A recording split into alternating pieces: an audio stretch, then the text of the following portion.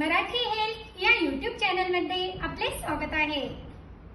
लहान मुले असो किंवा मोठे व्यक्ती असो, प्रत्येकाला कधी ना कधी सर्दीचा त्रास हा होतच असतो।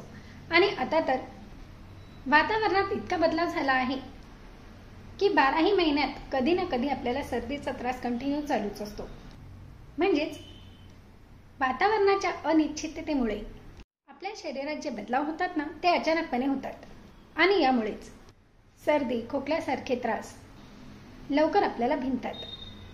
तर असो, या त्रासापासून कधीही सहजतेने सुटका करण्यासाठी एक असे सिरप करून दाखवणार आहे की जे संपूर्ण आयुर्वेदिक तर आहेच, परंतु याचा वापर केल्यामुळे लहानांपासून तर मोठ्यांपर्यंत सर्वांची सर्दी सहजतेने निघून जाते।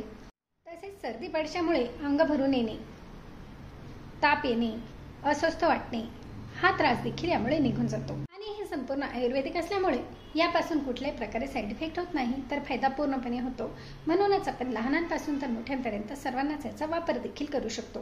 तर येथे आपण एक सुंठेचा तुकडा घेणार आहोत। याप्रमाणे कुटून एका वाटीत टाका। यातच एक छोटा चमचा भरून लवंग टाकायची आहे, 1 चमचा काळी मिरी, 1 चमचा ओवा, 8 ते 10 हिरवे वेलदोडे, हिरवी वेलची। हे संपूर्ण कच्चे पदार्थ याप्रमाणे घेऊन मिक्सरमध्ये बारीक वाटून घ्या। याप्रमाणे पावडर तयार करून घ्यायची आहे। यानंतर याप्रमाणे एक जाड गुळाचे पात्र घ्या। येथे मी लोखंडाचे पात्र घेतले आहे। यामध्ये साधारण अर्धा ग्लास भरून पाणी टाकायचे आहे व ही जी पावडर आपण तयार करून घेतली आहे ना, ही पावडर यामध्ये टाकून द्या।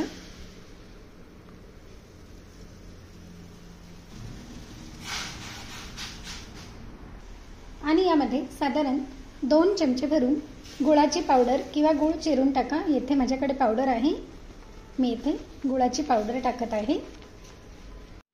किंवा आपल्या आवडीनुसार आपण गुळ कमी जास्त देखील करू शकतो। व मंद आचेवरच हे छान मिक्स होऊ द्या। गुळ पूर्णपणे यामध्ये छान मिक्स व्हायला हवे। हे बघा, हे छान मिक्स झाले की यात 1 चमचा भरून काळ्या मिठाची पावडर टाकायची आहे। सेंधव मीठ, काळे मीठ हे देखील छान मिक्स करून घ्या। व तितकीच हळद पावडर देखील यामध्ये टाका, 1 चमचा भरून। पुन्हा हे छान मिक्स करून घ्या। अगदी एकजीव व्हायला हवे इतपत हे छान मिक्स झाले की गॅस बंद करा आणि हे थोडेसे थंड होऊ द्या। हे बघा, याप्रमाणे आपले कप सिरप तयार झाले आहे। आता आपल्याला काय करायचे आहे, ज्या वेळेस आपल्याला त्रास होत असेल त्यावेळेस लगेचच हे 1 चमचा भरून खाऊन घ्या। किंवा जर तुम्हाला त्रास होत असेल तर तुम्ही सकाळी 1 चमचा भरून हे मिश्रण चावून आपल्या लाळेबरोबर मिक्स होईल याप्रमाणे संपूर्ण मिश्रण खाऊन घ्यायचे आहे। यानंतर 1 ग्लास भरून कोमट पाणी प्यायचे आहे। आणि लहान मुले असतील ना, तर फक्त अर्धा चमचा एका वेळेस हे मिश्रण खायचे आहे। आणि पुन्हा आपल्याला रात्री झोपण्यापूर्वी याप्रमाणे पुन्हा खाऊन घ्यायचे आहे।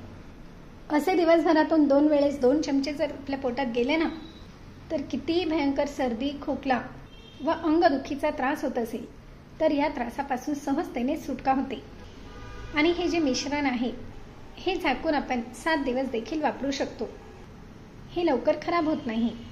तर मग आहे की नाही अत्यंत साधा सोपा घरगुती आणि नॅचरल उपाय?